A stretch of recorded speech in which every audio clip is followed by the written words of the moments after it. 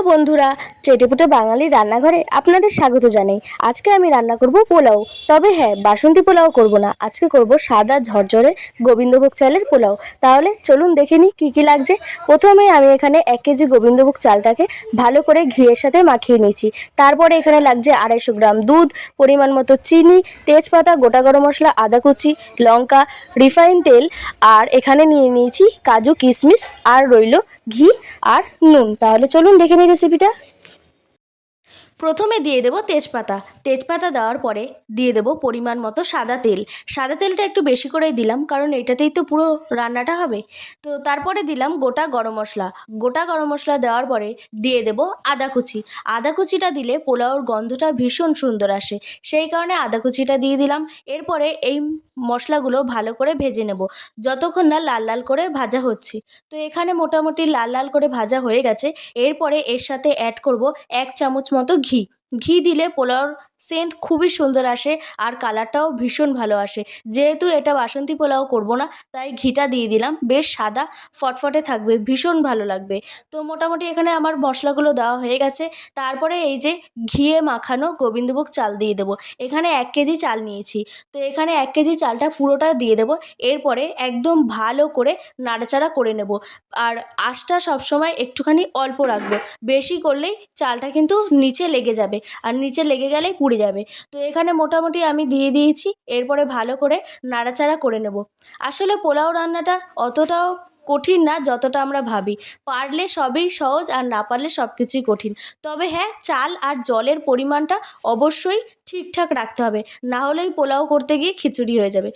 তারপর আমি এখানে দিয়ে দেবো গরম জল। এখানে আমি 1.5 লিটার জল নিয়েছি। তবে হ্যাঁ, জলটা বেশি ফুটলে হবে না, একদম উষ্ণ গরম থাকলেই হবে। অনেকে কি করে ঠান্ডা জল দিয়ে দেয়, তখন কি হয় এই চালগুলো ভেঙে যাওয়ার সম্ভাবনা থাকে। কিন্তু গরম জলটা দিলে চালগুলো একদম ঝরঝরে থাকে এবং ভাতটা গলে যায় না। তো এখানে মোটামুটি দেওয়া হয়ে গেছে। তারপরে দিয়ে দেবো 250 গ্রাম দুধ। দুধ দিয়ে ভালো মতো নাড়াচাড়া করে নেব। এরপরে দিয়ে দেব কাঁচা লঙ্কা। এখানে আমি 7 থেকে 8 পিস লঙ্কা ব্যবহার করছি, আপনারা আপনাদের স্বাদ অনুযায়ী লঙ্কা দেবেন। এরপরে দিয়ে দেব কাজু কিশমিশ। কাজু কিশমিশ দেওয়ার পরে দিয়ে দেব স্বাদ মতো নুন। আমি এখানে 1.5 চামচ নুন দিলাম।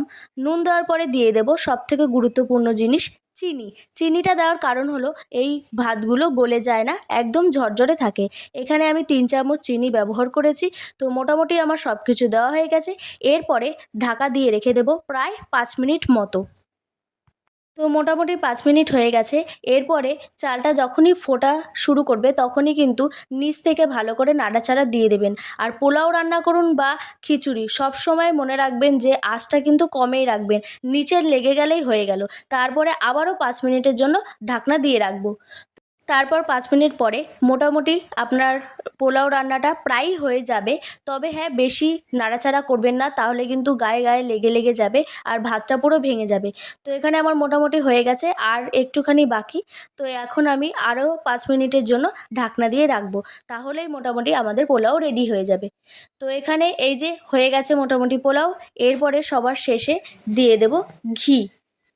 এখানে আমি 1 চামচ মতো ঘি দিয়ে দিলাম। তারপর দিয়ে দেব ভাজা বাদাম। ভাজা বাদাম দেওয়ার পরে প্রায় 2 মিনিট মতো ঢাকা দিয়ে রাখবো, তাহলেই আপনাদের রেডি হয়ে যাবে সুন্দর সাদা ঝরঝরে পোলাও। তাহলে বন্ধুরা, এই ভিডিওটা এখানেই শেষ করছি। কেমন লাগলো অবশ্যই জানিও। ভালো লাগলে একটা লাইক করে দিও, চ্যানেলটি সাবস্ক্রাইব করে আমার পাশে থেকো। তোমাদের সাথে দেখা হবে অন্য একটা ভিডিওতে।